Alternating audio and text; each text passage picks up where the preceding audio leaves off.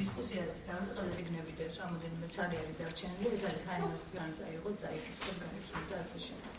ტენდენცია. დღეს ამბობენ იმასაც, რომ უშუალეს აგრესია, რომელიც 17 მაისს ჩვენ დავინახეთ და კონსტიტუციური უფლებების დაკავშირებული არის იმასთან, რომ შემთხვევაში უბრალოდ არ არის საერთოდ ასე ვთქვათ, აუთვისნობიერებასთან და სიძულვილის, რომელიც არის საქციების გამოაგებს. ძალადობა ცალსახად უნდა იყოს დაგმობილი, მით უმეტეს, როდესაც ეხება ისეთ საკითხს, როგორც არის სექსუალური ორიენტაცია, ანუ რომელიც არ არის ადამიანის არჩევანი და არის ისეთივე ნიშანი, როგორც მაგალითად კანის ფერი ან ეთნიკური წარმომავლობა.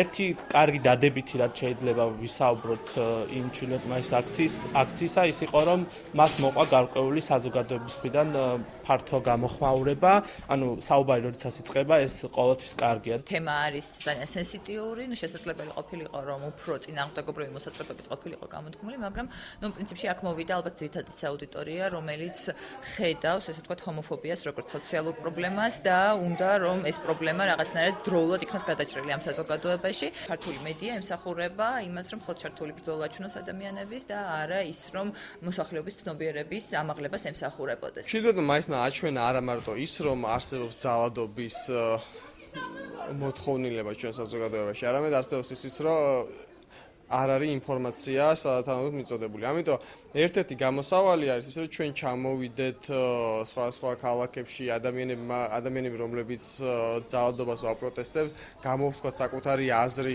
რაც შეიძლება მეტ შეხვედრაში მივიღოთ მონაწილეობა და რაც შეიძლება მეტი ადამიანი მოვძებნოთ, ვინც ჩვენი თანამოაზრია იმისათვის, რომ დავიცვათ ჩვენი ღირებულებები და ჩვენი კონსტიტუცია.